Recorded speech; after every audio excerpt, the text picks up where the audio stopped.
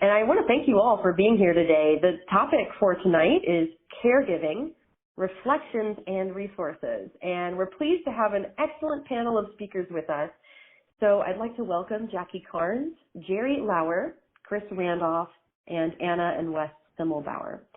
They're all members of our epilepsy community at the Epilepsy Foundation of Michigan. And I'm wondering if we could have each of you briefly introduce yourself. And if you would tell us your connection to the epilepsy community and what makes this topic especially important to you. Jacki, would you like to start? Sure, absolutely. Hello, everyone. My name is Jacki Karns. I just reside in Livonia, Michigan. And my connection to the foundation is my mom has epilepsy. She has had epilepsy for over 30 years. She currently lives with my husband and I. And I got connected with the foundation when I was actually looking for a epileptologist probably about 6 or 7 years ago. And that's my connection to the foundation. Well, we're glad to be connected to you, and thanks for sharing that. Jeri, how about you?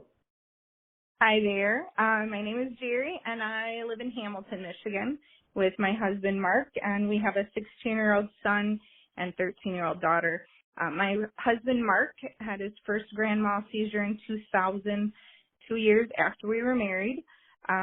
His seizures were controlled with medication up until our spring break trip as a family in 2019. Since that time, he's had 3 weeks in the epilepsy monitoring unit, undergone 3 surgeries for diagnosis and prevention of future seizures.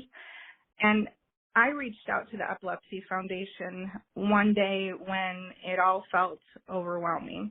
I found Renee and a group of caregivers in a call, and they understood what it felt like, some of the things I was going through, and encouraged me.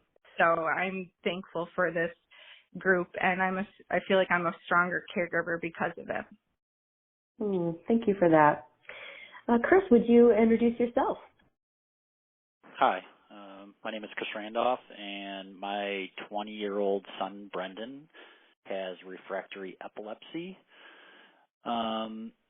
Because of complication at birth, Brendan not only has epilepsy, but he is cognitively impaired also.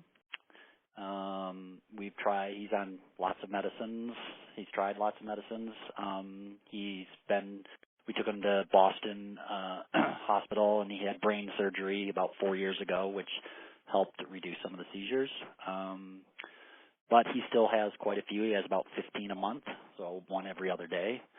And this topic is important to me because when someone you love very much has a disability, caregiving is always a concern. Yeah, thank you for sharing that. Glad you're here. And Anna and Wes, would you introduce yourself, please? Hi, I'm Anna. And I'm Wes. And we have, we live up in Traverse City, and we have a 4-year-old boy with epilepsy who was diagnosed at age 2, so we're coming up on a 2-year mark. He has refractory epilepsy where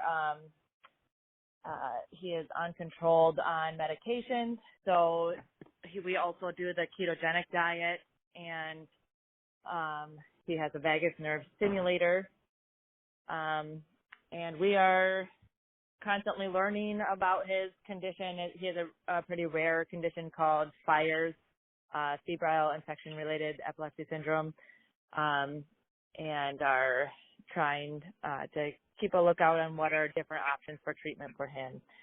So we are connected to the Epilepsy Foundation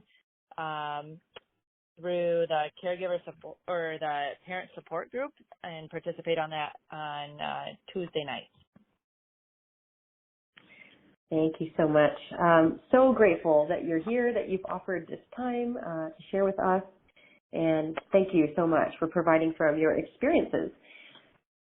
You've mentioned a bit about your connection to epilepsy through your particular family members. And of course, we know that caregiving comes in many forms with many roles.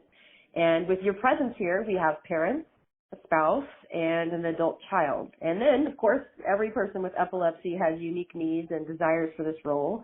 And you have unique needs and desires for this role.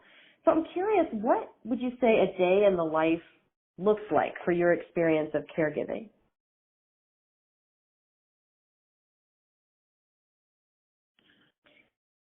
And anybody can chime in on that. Hi, I would say. Oh, sorry. Go ahead. I would say we have the 4-year-old who has epilepsy. He is very much a routine child. We try to stick to the routine most of the day, but the whole day is constantly monitoring him, thinking about the next activity, thinking about the next meal because of his ketogenic diet. He gets very specific meals, and then his meds. And then I work from home, so it's kind of all while I'm also trying to get my job done, typically over the phone and on my computer, and then letting we have both of our parents help watch our son as well, so letting them watch and monitor Lucas throughout the day. We tried preschool with him last year, but he was having too many seizures to attend regularly. So we decided to stay home this year with the pandemic, with all the uncertainty with that, which has led to a more routine day. So he also does therapy, speech therapy twice a week, and is most likely going to be adding occupational therapy again soon. But our day starts at 5-something in the morning because it doesn't sleep well. So he's up throughout the night with Wes watching him during the night, and then I sleep in a different room and wake up at 5-something in the morning to take him off Wes's hands, and then until the rest of the household gets up. We also have a 6-year-old, and they get up around 6:37, and then get everyone breakfasts and ready and off to school and such and work. So we kind of tag team throughout the day so that Lucas has one-on-one monitoring throughout the day. He's a very active child, but most likely also has autism now, and is going to diagnosing for that. And then also trying to keep the rest of the household running smoothly. Thanks for sharing that. Let's see, Jacki, how about you? What does a day in your caregiving role look like? So my role is, slightly different since I'm caring for my mother. My mother is pretty young. She's only 58 years old. She has never held a job. She's never held a driver's license. And to give you a little background, my father passed away when I was 17. So I've been taking care of her financially, physically, since I was 17. She's pretty self-sufficient, and it just varies. She has partial onset and complex seizures, so they are, quote, controlled with 3 different medications. However, she has petit mals every day. It could be 1, it could be 2 dozen. And just like you guys know, there's no rhyme or reason as to why it happens. So my days can be very different. I do work full-time. Because of this pandemic, my husband is currently working from home, which helps. But there's still just a lot of uncertainty, when I'm not home and my husband's working. If she's trying to cook or she's walking up and down the stairs, there's a lot of worry. But it is nice that I am able to monitor her so closely because she lives with my husband and I, and she will live with us for the rest of her life. Thanks so much for sharing. And I think you also really demonstrate, and this might be true across the board in various ways, just that epilepsy can be a very episodic condition and with fluctuations in what that looks like. And of course that would impact what caregiving looks like too. Chris, would you like to share with us what does a day in the life look like for your caregiving? Hi. I have to say that I was listening to Wes and Anna, and I felt like I was part of their family. You spend so much time consumed with monitoring, a person with epilepsy because from a safety standpoint, you don't want them to fall down the stairs or, fall in the bathroom or in the kitchen. So I like the term the tag team. One of us is always in, for lack of a better term, in charge of Brendan. It's like, you got him because I got some stuff to do. And it can be difficult for sure, and I think that's the biggest thing. And, with Brendan having some cognitive disabilities also, that makes it even a little bit more stressful, So not only are we watching him for safety about, if he has a seizure and falls down or whatever, but just taking care of little things, reminding him. And as you guys all know, memory can be a huge memory loss can be a huge issue when you have seizures. So it's that constant, hey, did you do this? You got this? You remember to do this? So it's hard. It never stops from the moment you wake up to the time you go to bed. And Brendan goes to bed a little earlier than us, and both my wife and I are, those are the best hour or two of the day. When you don't, you can take your mind off of, where's he at? What's he doing? And is he okay? It can be stressful for sure. Thank you for sharing that. Yeah. Jeri, how about you? What does a day in the life of your caregiving look like? Yeah, I think I feel incredibly blessed listening to our other panel members. My husband has held a job in the engineering field for all of these years. And so he's very high functioning. I mean, until 2019, I wasn't very involved at all, but when he started having the seizures again, obviously he hasn't driven. He hasn't driven in a year and a half. And so that was a challenge for me to get our two active kids to practices, games. For me, it looks like I'm his patient advocate, the appointment scheduling, coordinating appointments, getting medications, picking them up. I also kind of headed up research of, what his seizures were looking like. They changed so much. They went from like the smaller pedimals when he was on the medication to more complex partial. And after all of our testing, they're more focal seizures. But many different kinds. So the recording the seizure activity, and not to mention, we've had the EMU stays in the last several months, and that's a lot. I stayed with him at the hospital that whole time, and he's had the 3 surgeries. So he just had laser ablation surgery in December, and so right now, for me, caregiving looks like, walking him through that recovery process. And we hope that he can return to work. Thanks for sharing. Thanks for all of you and sharing that. I think it's a good example, too, of how varied those days can look like depending on your role, depending on how things are going in the life of your family and what's needed. I'm curious, as you think about yourself as a caregiver, what values guide you in that role? What values guide you in your role as a caregiver? This time, Chris, could we start with you? Sure.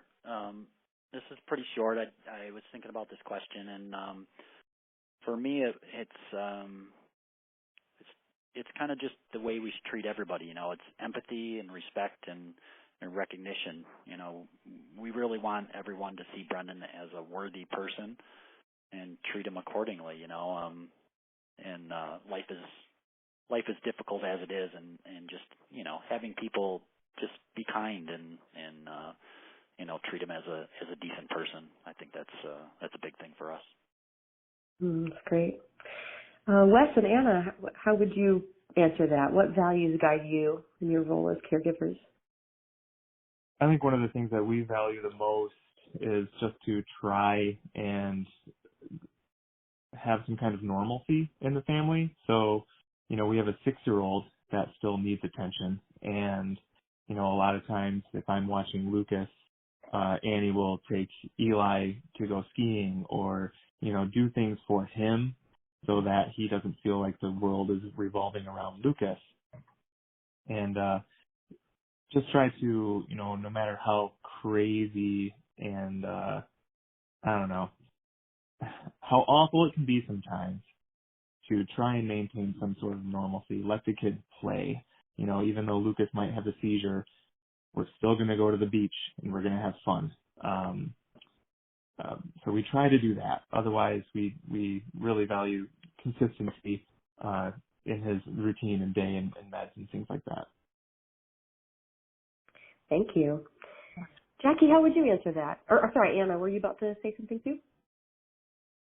I was going to say too, like, I agree with Chris on that, that just trying to share Lucas with the world to show them too how cool of a person he is despite all of his challenges. And so we do try and, get together with friends in pandemic, non-pandemic times, I guess, or outside, trying to educate people about him so that they can understand him more, and be able to show him that empathy that he deserves going through life with all of these challenges. So, yep. That's lovely. Yeah, thank you for that. Jacki, how about you?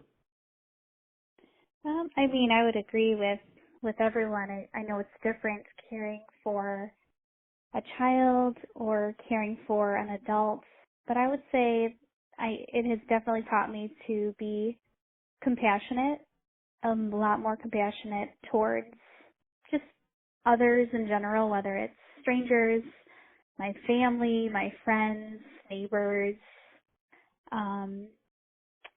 because the definition of compassion is you go where the hurt is.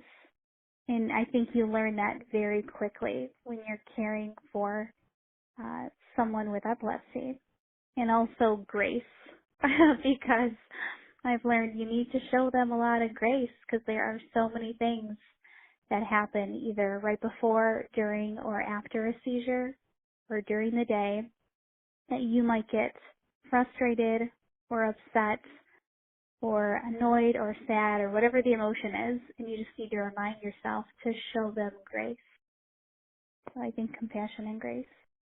That's really great. Yeah, you said compassion is going toward where the hurt is. Yeah, that's beautiful. Mm-hmm. I'm going to remember that for a while. Thank you for that. Jeri, Jeri, what values guide you in your role as a caregiver? Well, I agree with Jacki. I had written down give yourself grace, and I've been trying to keep a lot of perspective. If I can keep it in perspective, that helps, and counting my blessings. That's great. Thank you so much.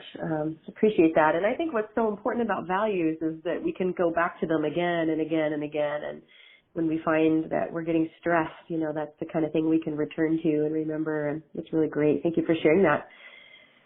As another question, we know that at whatever age epilepsy presents, an epilepsy diagnosis can be remarkably unexpected.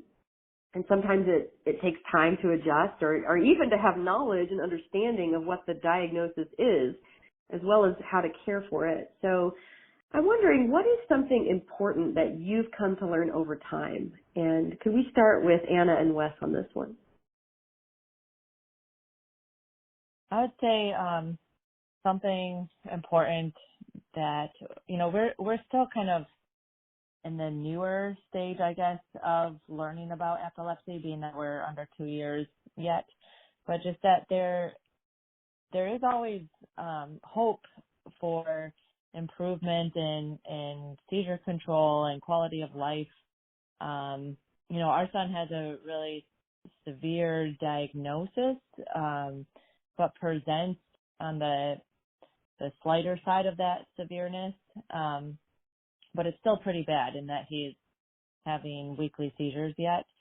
But trying to keep hope in that new things are coming along all the time. There's new medications. There's new treatment ideas. There's someone else might be put in your path that will have an idea of even something that can help either quality of life or seizure control. So just trying to keep that in mind. And you can only do the best with the information that you have at the time, and try not to look back and be like, oh, if only we had done this or that, because we didn't know information at that time. But then also, we've learned a lot about not only medications and treatments, but such as like vagus nerve stimulator, the ketogenic diet, and it's something that we can share with others, that information. So trying to also be aware, like, it's not, we can give this information that we're learning to others as well and help others along their journey. So that's helpful and uplifting as being part of the bigger picture. So. And one thing that I've learned too is to not take every seizure Lucas has personally. I spend the nights with Lucas, and I think everybody who's on the line probably agrees that people who have seizures don't really sleep very well. That's pretty much a general rule. And that if I took every seizure very personally, life would be a lot worse. I can't lose sleep over the fact that he might have a seizure. I have to take care of myself and sleep, and then hope that, the monitors that we have in place will wake us up or wake me up if he does have a seizure at night. Yeah. Thanks so much for that. Yeah, that's good. Jacki, what would you say is something you've learned over time that's been important for you? I've been thinking about this question a lot because I grew up. You got to think about, I grew up with a mother with epilepsy. She had epilepsy when she was pregnant with me. She had 2 healthy babies, and so it was considered normal, I guess, in my life.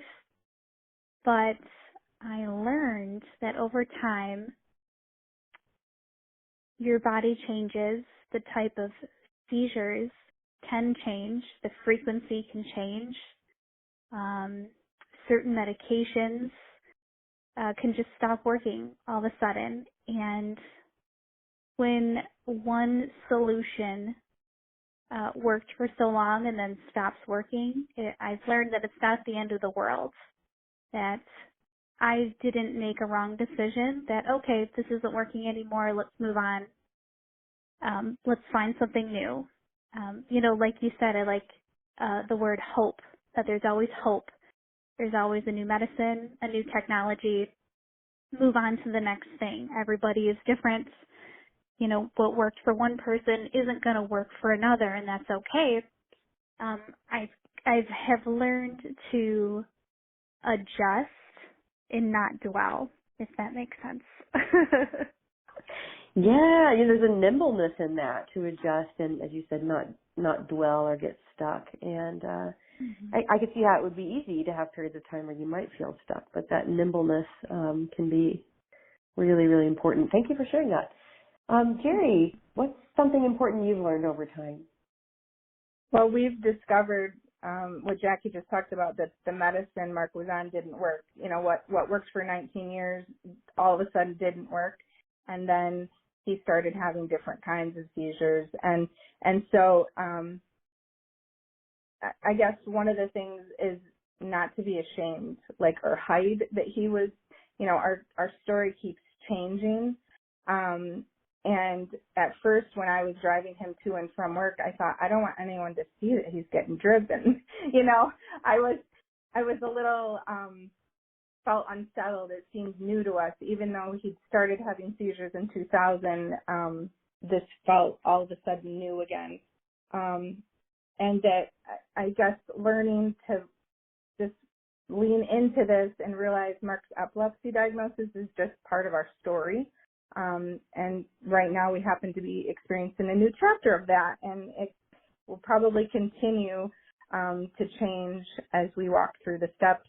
Right now he's, recovering from the seizure, and we hope that will mean, seizure reduction, and he will be back to driving again. So. Thanks for sharing that. Yeah. Chris, what is something you've learned over time? Well, the biggest thing that came when I was talking to my wife about this question was flexibility seemed to be the word. Particularly now, Brendan's 20, and he went to a school, and we'd have to pick him up sometimes, and other days were good. And he played sports. He was, played basketball and baseball and that. And sometimes, you would have to miss a game, or he'd be in the middle of, taking his bat, and he'd have a seizure, and you have to run out there, and he'd be done for the day or something like that. So it's flexibility, knowing that you can make all the plans you want, but doesn't mean you're going to follow them. So you just have to really be flexible and enjoy the times when things are going well, and like Wes said, not take it personally when things don't go well, because that really hit home with me when Wes said that, because every time Brendan has a seizure, it really upsets me, especially when it's a bad one, and when he's doing something fun, maybe he's with his baseball team or basketball team or something, and they're having a good time, and all of a sudden it's like that happens, and so yeah, I think you just have to learn to be flexible. That's the biggest thing for us. Thank you. So much wisdom in what you've all just shared, and I'm just very grateful for that. Thank you. People with epilepsy often say, and we hear this a lot at the foundation, that one of the most difficult aspects of living with epilepsy is its unpredictable nature. And that includes an array of aspects of epilepsy, but of course, most obviously, seizures. And we know this is often stressful for caregiving family members too. So I'm wondering, does that ring true for your experience? And if so, what has helped you with that? Jacki, could we start with you this time? Absolutely. My answer is kind of short. I'm going to agree with Chris on here. I think it goes hand in hand with what he just said, is being flexible. You need to be flexible. You just need to have the mindset of this, person, mother, child, friend, whoever has epilepsy, they're going to have seizures. It's just a matter of if and when. And you can't let it upset you when it, quote, disrupts your day or your plans. You just need to be flexible. Thanks for that. Jeri, how have you dealt with some of the unpredictable aspects of epilepsy? One of the things that helped us was Mark tracking his seizures with the epilepsy journal, and that helped simplify so that we could look back as we were trying to figure out what was going on. And he was experiencing 5 different kinds, and he could then take that information, and it's all part of the journey. But I think that the recording of it and helped us just simplify how to go on and monitor activity. I think that's what's helped us. Thank you. Chris, anything you would add to this too? Well, again, it's flexibility, but I also think hope is a big word for me on this one. It's like, you got to have hope that things will get better, and again, just trying to stay positive and realizing life is short, and you try to live every moment the best you can in that, but I think you got to have hope. You got to have hope that there's either going to be, for some unexplained reason, maybe the seizures will stop. Hopefully, they don't get worse. Maybe there's some new medicine. Maybe there's some new technique. So you just got to keep on going and try to stay positive, and that's how we try to deal with it. Yeah, thank you for that. That's so important. Wes and Anna, how have you kind of dealt with the unpredictability? I know that's been a pretty big part of your journey too. Yes, with the uncontrolled seizures, that's been a really tough aspect. One thing that we do is track the seizures as well. So we have a calendar that we track sleep and behavior and seizures, and if there's any medicine blips. And we've come to find that a lot of the seizures that he does have there tends to be some triggers to it. And it seems that if there's enough triggers in place, that's when we get a seizure. So that helps us try and understand why it's happening and not just go down that rabbit hole of this is just going to get worse and worse, because then we can try and limit some of those triggers for next time. Also trying to keep control of what we can, such as the diet and the meds, and that's been helpful to feel like we can take some control over it. Now, granted, seizures are still going to happen in our case at this point, but it's helpful just to have some things in place that we feel like we are doing the best we can. Yeah, thank you. Mm-hmm.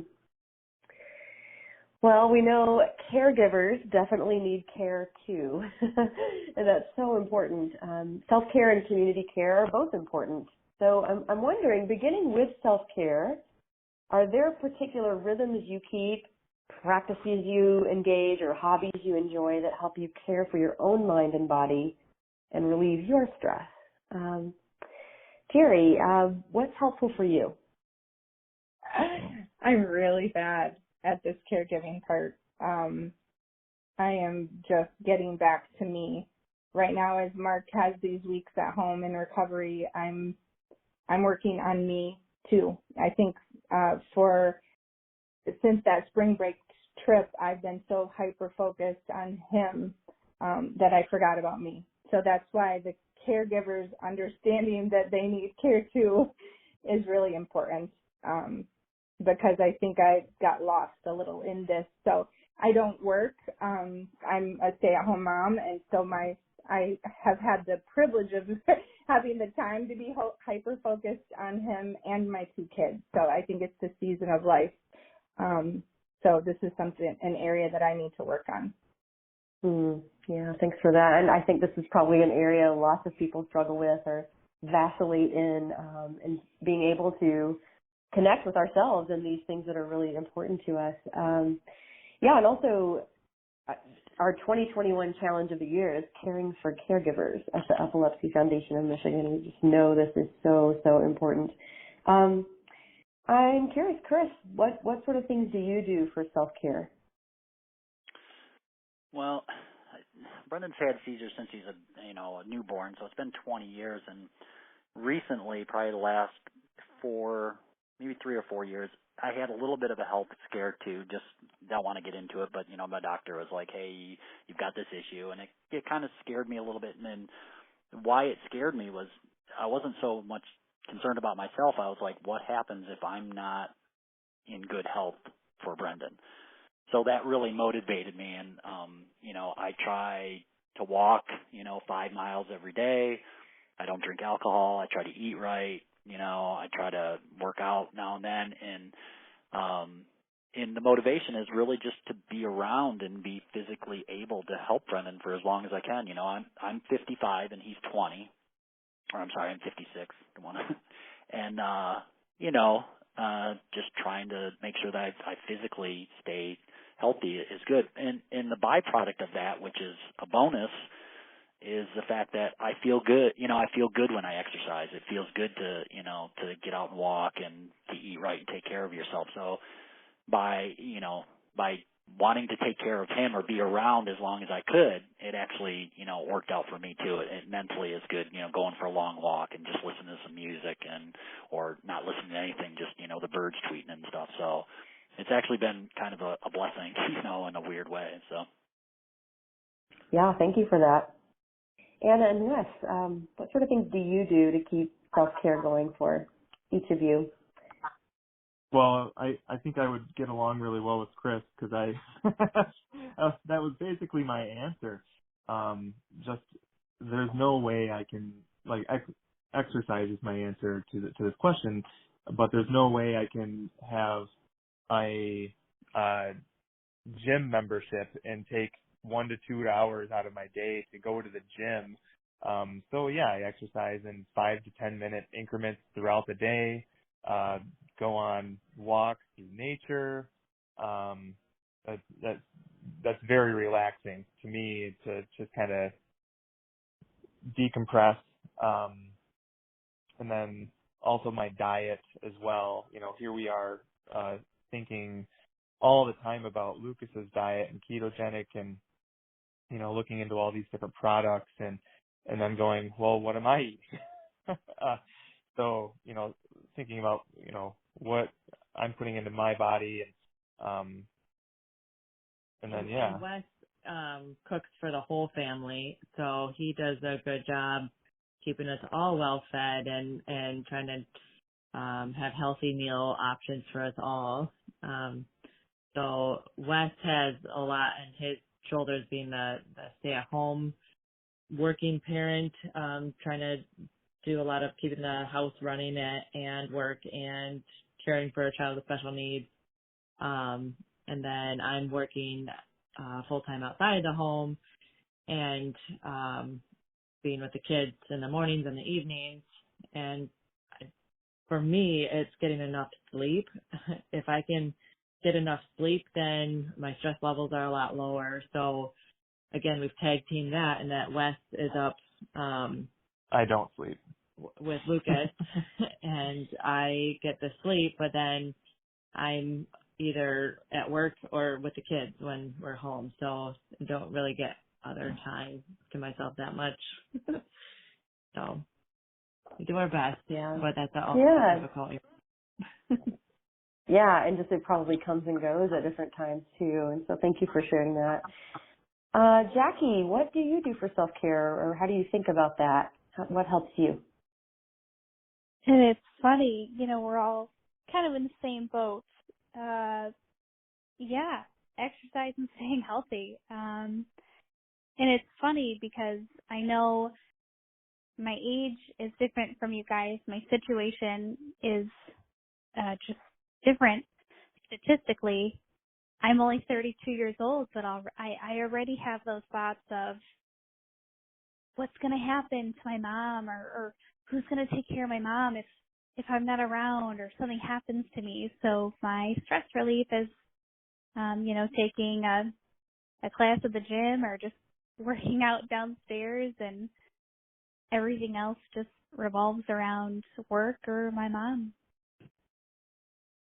Yeah, thank you for sharing. I think you all really bring home an important point too, is that we tend to think about care for ourselves or care for our family almost as like a zero-sum game, as if if I take time for myself, I'm taking something away from the family. But the truth of the matter is, every time we practice care for ourselves, that adds care to the family as well, because we're more refreshed and able to be our best selves with each other. We have more we're able to give.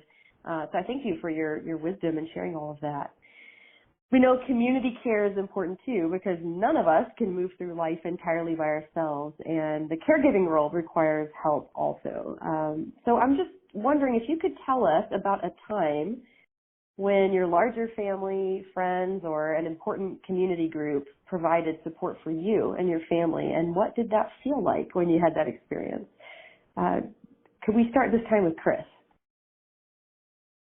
Sure. This question was a little bit hard for me because, we're kind of a family of three, even though we have a daughter. I mean, she's been out of the house for 4 years now, and so we're a family of three, and I'm an only child, and my parents are gone, and my wife's parents are gone, and my wife has siblings, but they live quite a ways away. So what's recently happened is, now that Brendan's 20, he had some neighborhood kids that he played with, but they're all off to college or doing their own thing now, so things have changed a little bit. But recently, over the years, where we've gotten some community help is with Special Olympics. Brendan joined Special Olympics a couple of years ago, and it's been fun. He plays softball, he plays basketball, and just, being around other people that, have either special needs or something like that kind of makes you feel like you're part of a family. Because one of the hardest parts that we've dealt with is when Brendan, like I said, when we broke that high school cycle and all of a sudden, your neighbor friends they're empty nesters and they want to go out to dinner and stuff, and you can't really join them. And, things change, and all of a sudden we felt a little bit lost. So getting involved with the Special Olympics has really kind of, helped and had a little social outlet, and we get to talk to people that are in similar situations, so you don't feel alone and stuff like that. And Brennan gets to have some fun and have some, people that are like him, where he doesn't feel like he's, he's in a group, but he's the odd man out, I guess. Everybody else has issues too, so that's been good for us. That's really great. Wes and Anna, how have people come alongside you and helped?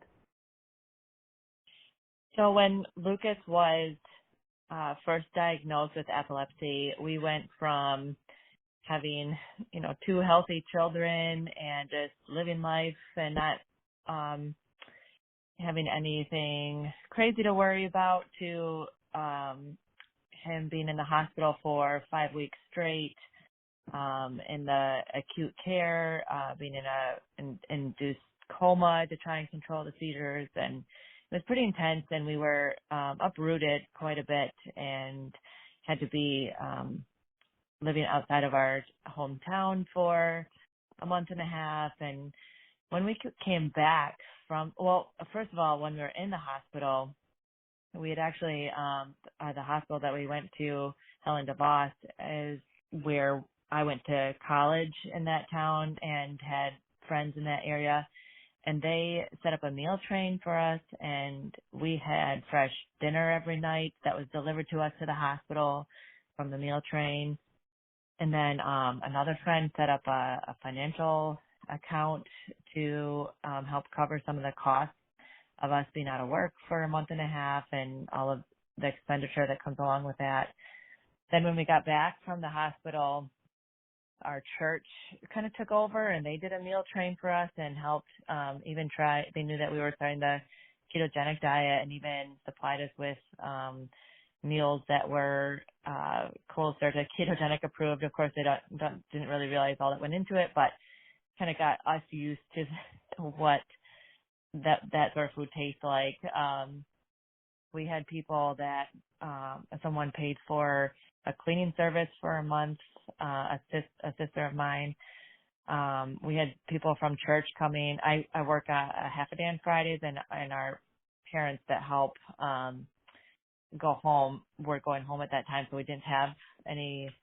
Wes was home alone with the kids and trying to work on Friday mornings, and someone from church would come, and they rotated that where they would come on a Friday morning for free just to help out before the pandemic hit.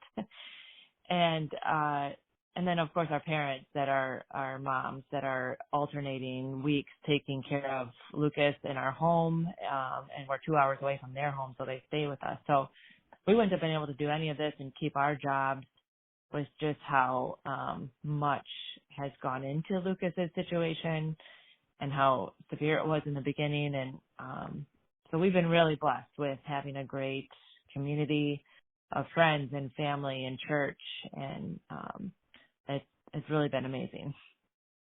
It's really lovely. Thank you for sharing that. Let's see, Jacki, who has come alongside you? Who supports you while you're supporting your mom? So in a way, I was dreading this question, but then I thought to myself, you know what, I do have support. So, long story short, my mom is a widow.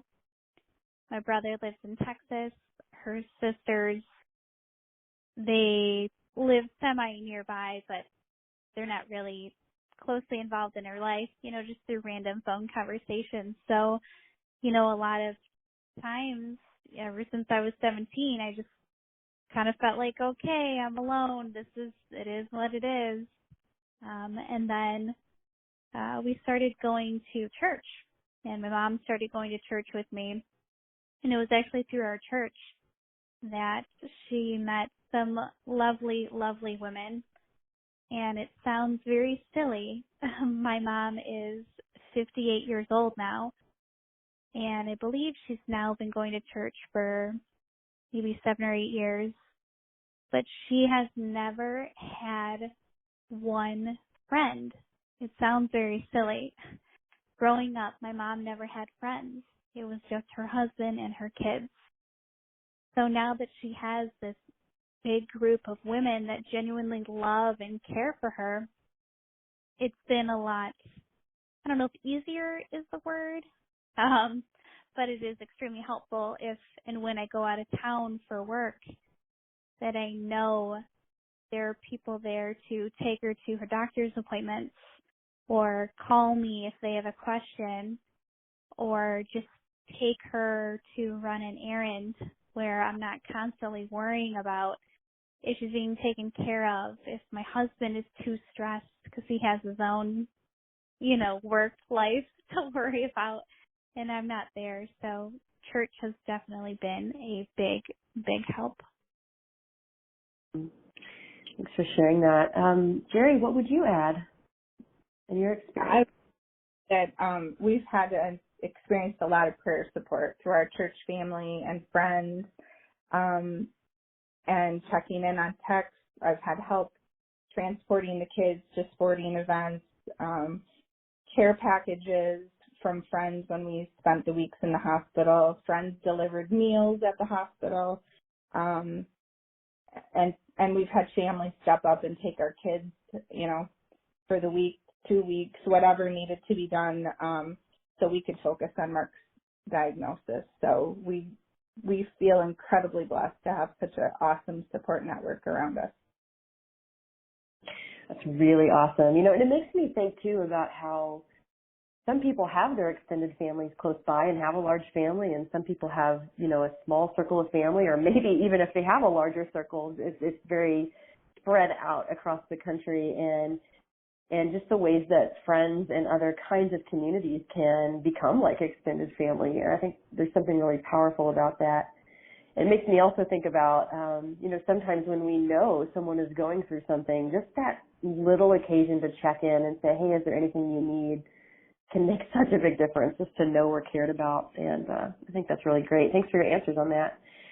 I'm also wondering if it's been helpful for you to meet other caregivers of people who have epilepsy in their family, or maybe even some other kind of condition or need, and kind of wondering what that's been like for you. Anna, I know you've been pretty involved with the parents group that we have at the Epilepsy Foundation of Michigan, and I'm wondering if you could speak to that group, or maybe other occasions that you've gotten to meet other caregivers.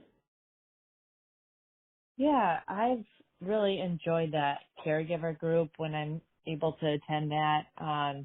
Just talking to other, or not caregiver group, the parents group, just talking to other parents that, are going through some similar situations and being able to help each other and answer each other's questions, or just be an ear to listen to each other. It kind of puts you in this club that you don't want to be in, having, being a caregiver, and other people and friends and family can be empathetic and kind, but they just really don't get it. And so having people that really do understand it's just nice to know that you're not alone, and then also to hear how they're managing situations and to get ideas from them as well. So that has been helpful. Thanks. Wes, have you had an occasion to meet other caregivers, and if so, what's that been like for you? To be honest, it's kind of, I kind of worked through Annie on this one. Just I'm usually in bed by the time Annie is doing the parents group. So she's been spearheading this and is doing great. And we've actually been able to connect with some other parents with children who are in similar situations as our son. So it's been a real blessing. It's great. And we've enjoyed those moments when you've been able to be on the Zoom call too. For those who may be wondering about this, the parents group, the Parent Call and Connect group that Wes and Anna are talking about, meets on Tuesday nights from 8 to 9 p.m. over Zoom. And we've got parents of young children like Anna and Wes, and we have all the way up through teenage years. And so if you'd ever like to join us for that, I'd encourage you to just send me an email and I can send you the registration information. So again, I'm Renee Roederer, and if you go to epilepsymichigan.org, Michigan is all spelled out, you can either look for support groups, or if you want to send me a direct email, just look for our staff and you can find me there. Jacki, I'm just thinking about you having to do caregiving at such a young age and just wondering if that felt isolating sometimes, and if you were able to meet some others over the years who could share some of that caregiving journey with you. So yeah, I'm just wondering if you can speak to that experience. Well, I'm going to be honest. The answer is no. Yeah, and that's okay. I mean, I have now recently, but during my younger years, no, I was isolated. I was by myself trying to figure it out. And I'm still trying to figure it out. And I made, a lot of mistakes. I've learned. But it wasn't until recently that I got involved with the Epilepsy Foundation of Michigan, got involved on the committee for Toasting Hope. That's where I met just such a wide array of caregivers. And it was just like this beacon of light. And it's like what Anna said, it's a club that you don't want to be a part of, but you're in it, and it renews your hope. You gotta, your cup needs to be filled, and that's where my cup gets filled, is meeting those other caregivers, whether it's a caregiver caring for a small child, a teenager, an adult, or someone who's elderly. It renews my hope and reminds me that I'm not alone. And even though the age of the person that you're caring for varies, we're all experiencing the same things. Yeah, and I'm hoping that for some who are on the call tonight, that just, maybe you're having an occasion of meeting some caregivers even on this call. And so I want to thank all of you for being panelists tonight and providing that experience. And I think this is something we want to do more and more at the Epilepsy Foundation of Michigan, is connect caregivers to each other so that they don't have that feeling of being isolated. And I'm really sad and sorry you had that experience, especially when you were so young. I'm glad that, you feel like you're coming to meet some other folks over time, and I'm sure that's going to continue to grow, which is great. Jeri, have you been able to meet some other caregivers? And if so, what was that like for you? I have. Actually, I met a caregiver, through you and our calls. I did meet up with one for coffee, and that was a huge encouragement to me, so I felt like I wasn't alone. And then I had another caregiver who, really walked me through what to expect, what brain mapping would look like, what it would look like in the EMU. Like, she was very knowledgeable, had been through things before us, and through this last surgery is hard just to wait through those hours, and you have to be alone right now during the pandemic, and she texted me throughout the surgery. So that was a really special thing, and I feel very fortunate to have met both of these spouses through the Epilepsy Foundation. That's really great. Thank you for sharing that. Chris, have you been able to meet some other caregivers, perhaps even through the Special Olympics, as you mentioned, or elsewhere? And what's that been like for you? Yeah, I think we don't really, again, just talking about our situation and having a 20-year-old and stuff, it's, we used to socialize a lot more and with not caregivers, just, general population and that. And we pretty much only meet people through, like, Special Olympics or something like that. But to be honest with you, I think, our day is so filled that when we do get, like I said, time when Brendan hits the sack at 9 o'clock and we're up till 10 or 11 and just doing our thing, it's like you just want time to yourself. You don't want to add. Sure, yeah. Yeah, I think that's the big thing. It's like the thought of actually like meeting up with somebody else and talking more epilepsy almost feels counterproductive because you do that all day. Your whole mind is on epilepsy and seizures all day, that you almost, for at least for us, for Joanne and I, we don't really seek out other people just because it's just too much. It's just it's another thing on your plate that you got to do. And I know that maybe sound kind of bad, but you need some alone time too. And I think when you have somebody you're taking care of with epilepsy, and that your mind is always in tune to loud bangs or what's going on, that you just need to give it a break.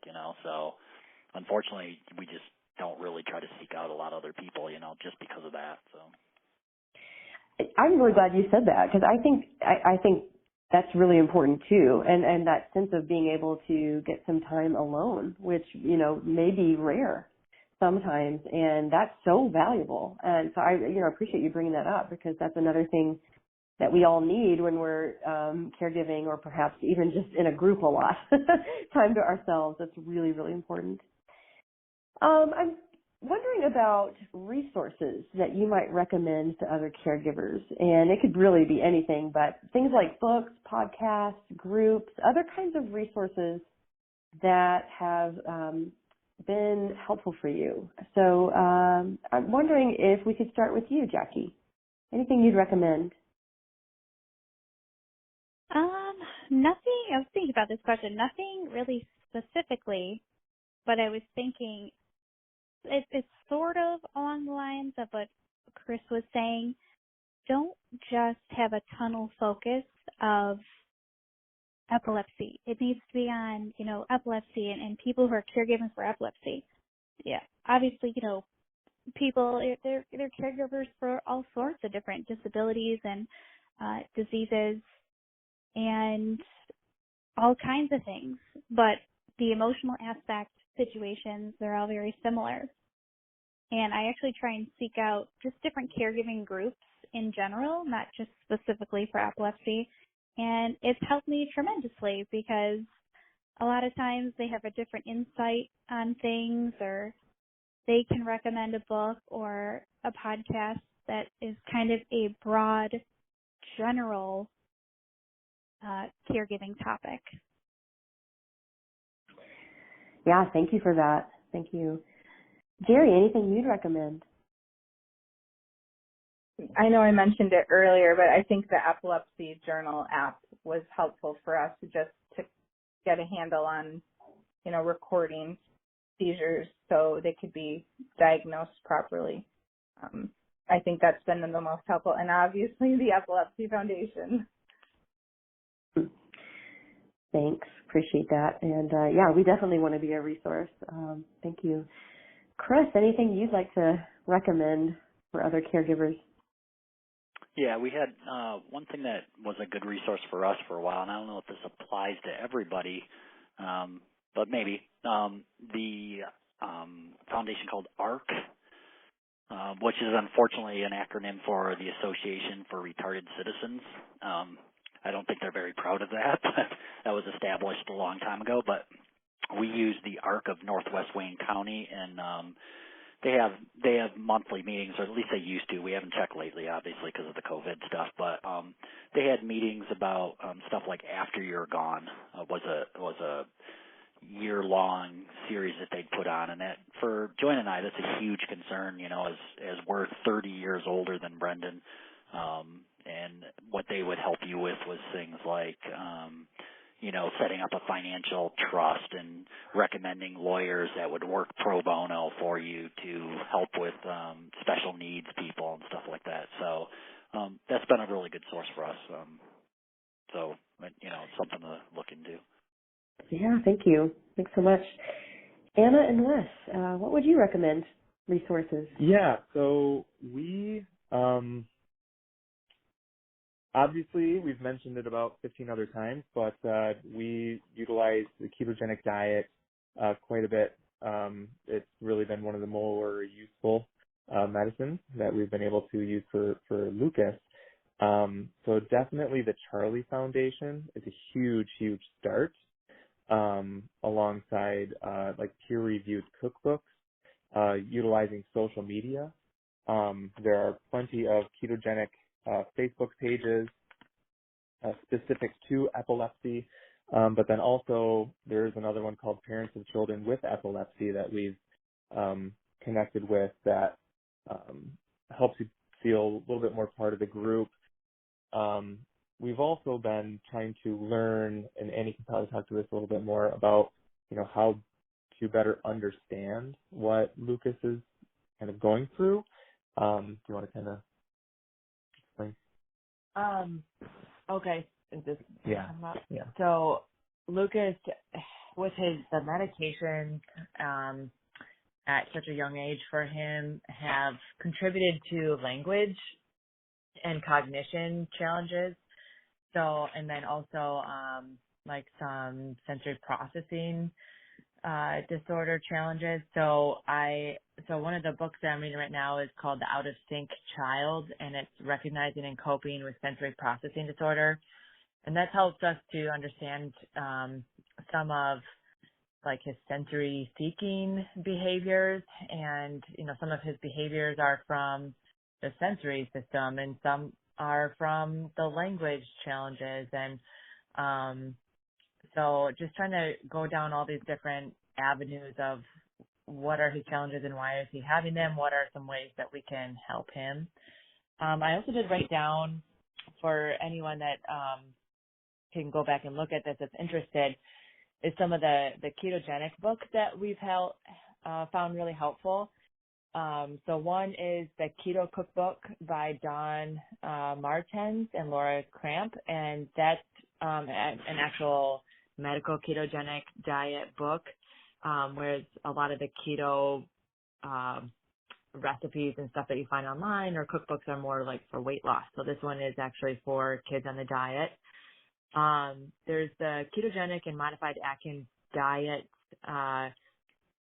Purple Bible book by Eric Kosoff, and that is what a lot of people recommend on first learning about the diet and the ins and outs of it. And then there are two non-medical cookbooks that we've found helpful and that are easy to modify for Lucas's diet, and that's the Keto Kids Cookbook by Sam Delardo and the Craveable Keto by Kendra Holly. And there's things like how to make ice cream and how to make gummy bears and how to make cake and how to make pizza and things like that to more normalize the diet for him. So those are some of the things that we've found helpful. Those are fantastic resources. Thank you all for sharing that. That's great. And in just a little bit, we're going to have some time for question and answers with all those who are present, a little time of Q&A. But before we make that transition, I'd like to take a moment and invite you to offer some celebration and encouragement. So this is a two-part question. What is something you'd like to celebrate about your family? And what encouragement would you like to offer other caregivers who are listening? So what would you celebrate about your family, and what encouragement would you offer those who are listening? Jeri, could we start with you? We are celebrating that Mark has been seizure-free for 50 days. So after the laser ablation surgery, he hasn't had any seizures. So huge celebration. And my encouragement to other caregivers would be give yourself grace. We've all kind of said that. And I think when I can count my blessings and keep it in perspective, those are things that have helped me get through this journey. That's so great. Thank you for sharing all of that. And Chris, how about you? What would you celebrate, and any encouragement you would offer tonight? Right.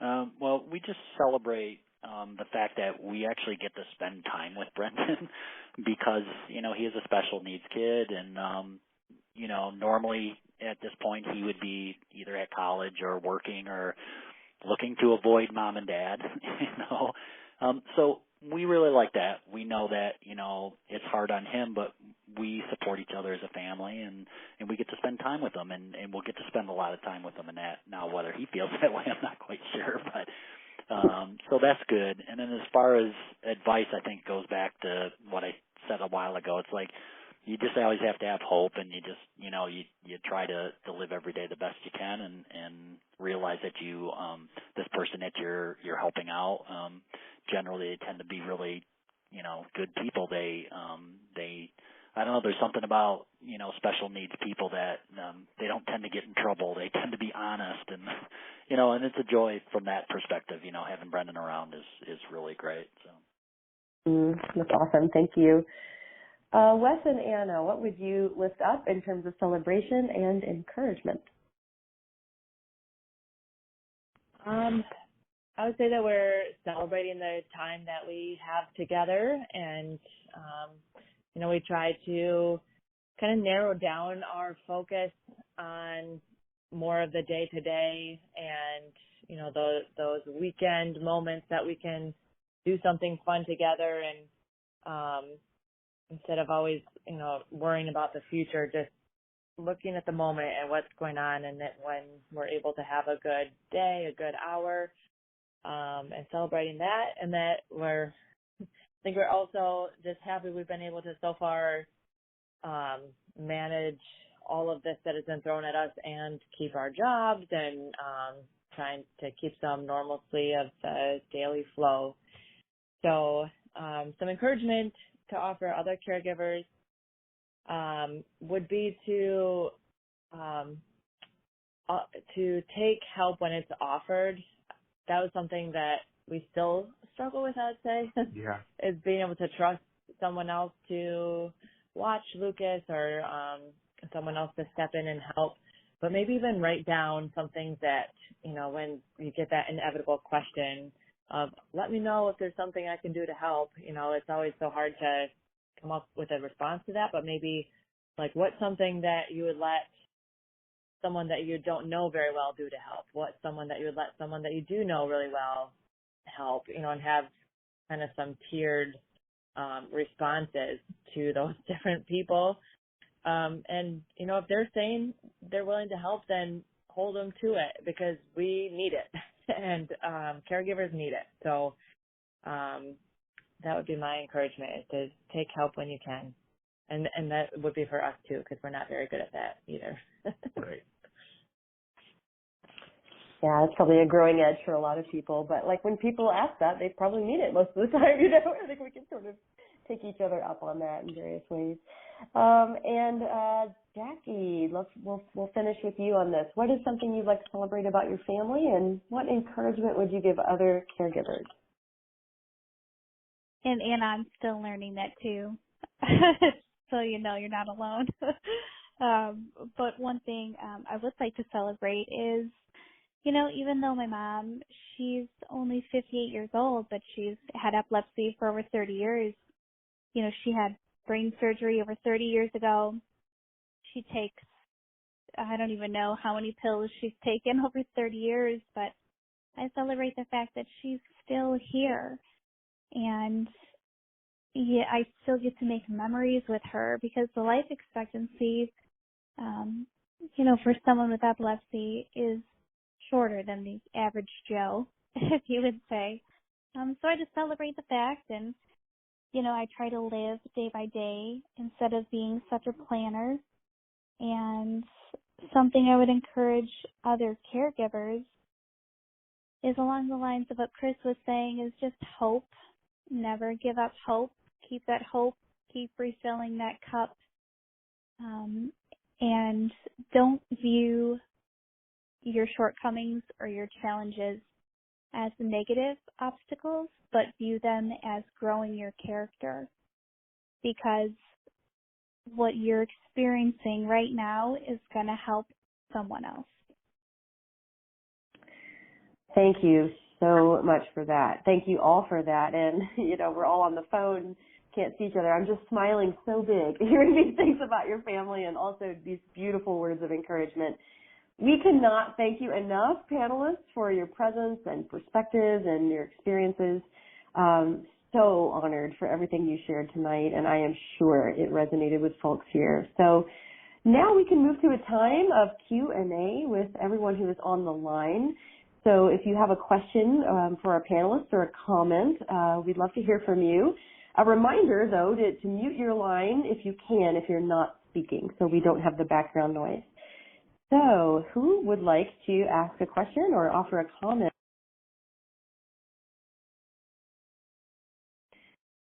There we are. Anybody want to start us off?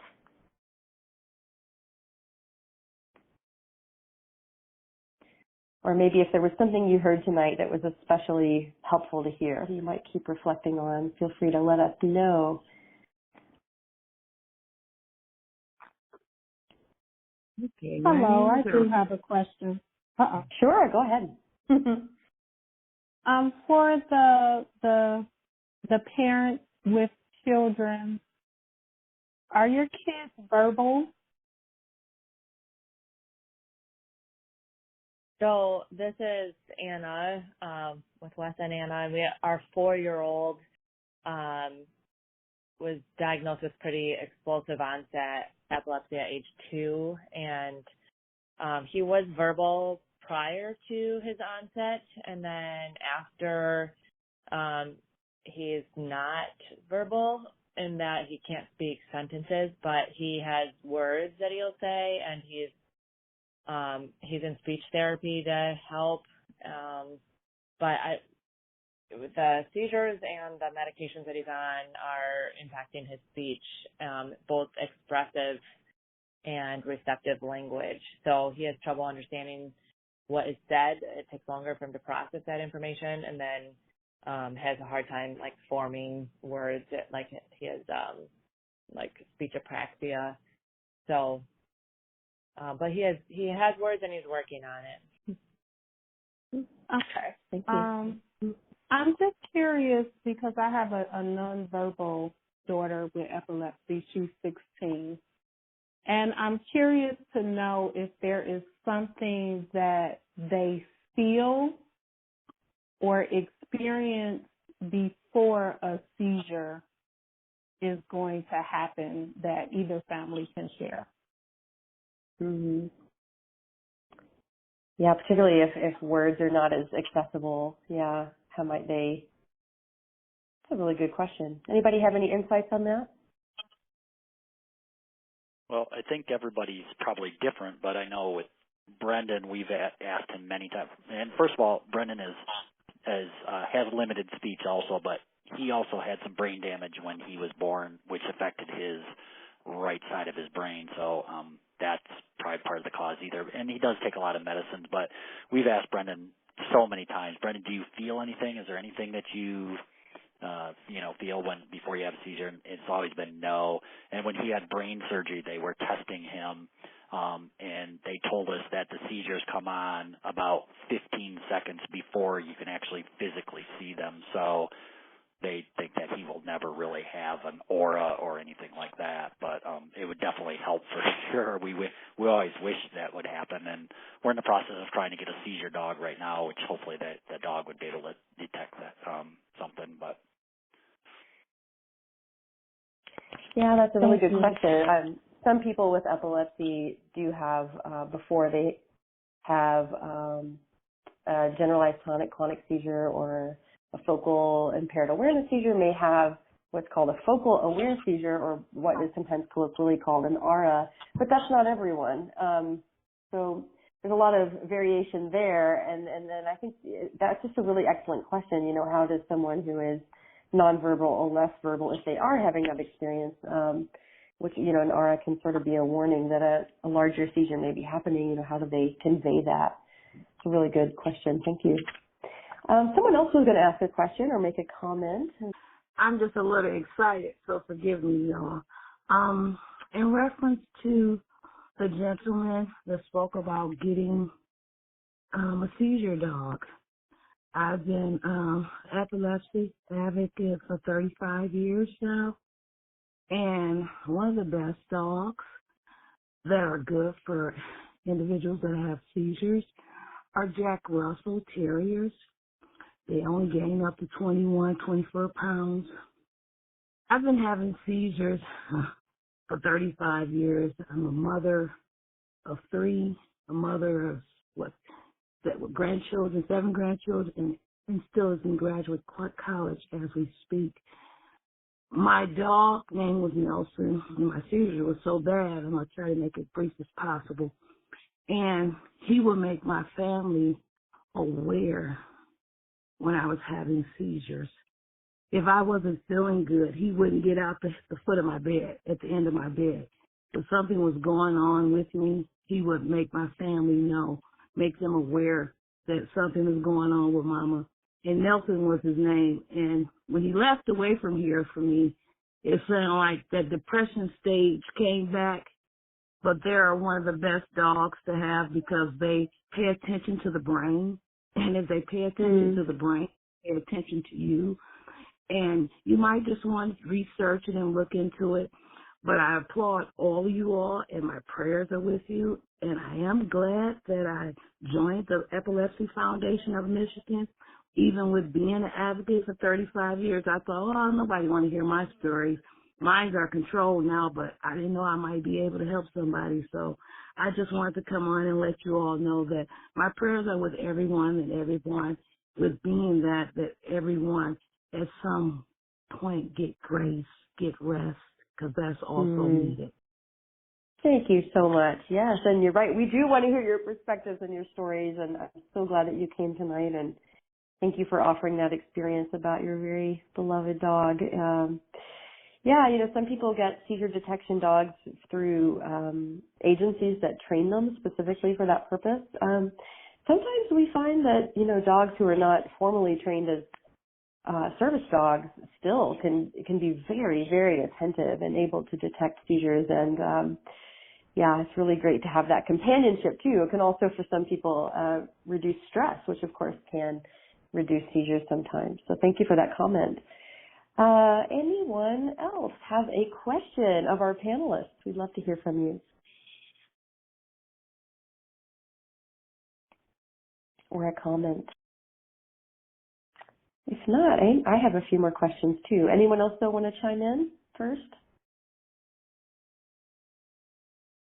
While people think of more questions or comments, here's a question. What is the question people hardly ever think to ask caregivers? What do you wish people would ask you? Not just people on the line, but people in life. What question do you wish people would ask? I got So one. this is Jacki. Oh, go ahead. No, go ahead, Jacki. Go ahead. We'll go Chris and then Jacki. How about that? All right. Okay. For me, it's just I wish somebody would ask us if we needed a break, and just say, hey, do you want to go out for a night and I'll watch Brendan? But the problem is that people are very they're afraid of the seizures. Even our neighbors or when my parents were alive or when my wife's parents were alive, they were really reluctant to take Brendan for the evening because they were just so freaked out, and we just kept reassuring them. And it just got to the point where we just wouldn't ask anymore. So it's not so much what they'd ask us or whatever, but it's like, boy, it sure be nice if somebody would just come up and say, you know what, we got Brendan. Yeah, it might be a hassle, but we know you need some time. That's difficult for sure. Just to make that offer. Yeah. Thank you for that. And Jacki, what were you going to say?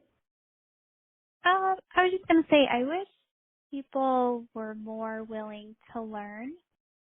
Kind of along the lines of what Chris was saying, people were afraid to watch his son because they weren't educated enough to the point where they felt comfortable to watch his son.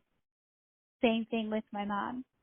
People aren't as educated as, well, what do I do? How do I help someone who's having a grand mal seizure or a complex seizure or a petite mal seizure? They just don't know. And I wish more people were like, yeah, I do want to learn. I do want to take that seizure first aid class or write it down for me or something, I just wish they were more willing to learn. Yeah, that's so real. Yep. Wanting people to understand and take the initiative on that. Yeah, thanks. Jeri, is there a question you wish people would ask caregivers? Well, I've had my sister-in-laws who have asked me, what are you doing for you? Now, you're not just, what are you doing for you? And now you're calling into the epilepsy group, right? Are you taking your vitamins? So I think I've been very fortunate that I have a great support system of good friends that aren't afraid to text me and check in. So I guess I don't have I'm thankful for that group of friends that feels comfortable to just say, "Did you take your vitamins?" Whatever. That they are checking in on me and asking the questions. Yeah, thank you for sharing that. I mean, I think I'm reminded tonight too, and I wonder if anyone else is feeling this way, of just, when that person pops in your mind, someone's going through a hard time, really in any circumstance, and sometimes we just think about that person, but we don't ever let them know that, we had that thought or that we might want to add a word of encouragement. And so I'm just encouraging myself to reach out to people, and even just a word of saying like, hey, I'm thinking of you can go a long way and make a big difference. Let's see, Anna and Wes, any question you wish people would ask you or would think to ponder in relation to what you experienced?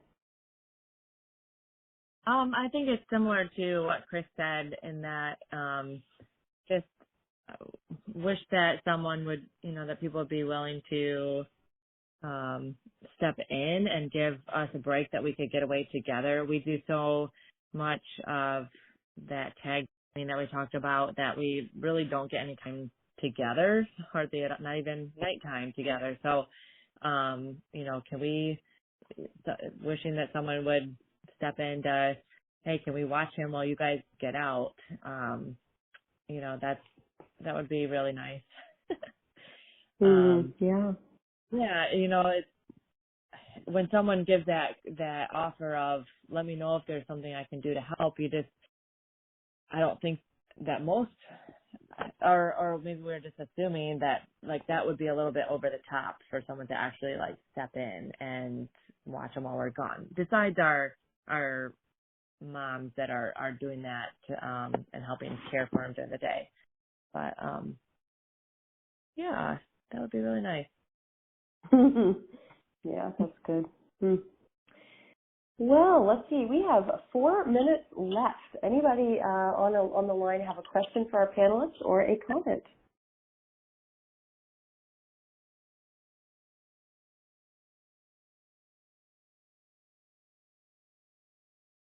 Giving a little space for that. And maybe not. That's okay too, but just want to give a little moment to see if you have anything you'd like to share. Please go ahead. This is Russ. I'm wondering if anyone has been able to actually get respite care paid for through the state or through a government program. Has anyone, from my experience, it seems like a lot of those paid respite care services are for people who need nursing home level of care or that type of thing, and or you need assistance with activities of daily living to be able to be eligible for that type of care. I'm just curious if anyone has ever been able to actually get respite care paid for through a government program.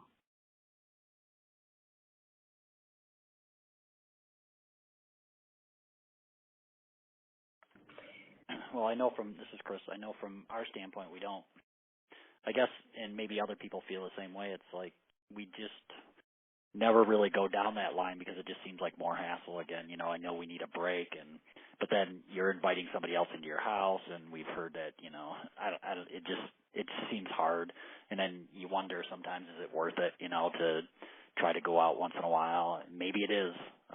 Again, it sometimes just feels like another challenge that you have to take on, and more paperwork and legal stuff, and you're already on the phone with doctors, you're already on the phone with medication places, your brain's always thinking about other things, and again, just let's call some places, try to interview some people, how do we pay for it, when's it going to happen? It seems like a monumental task.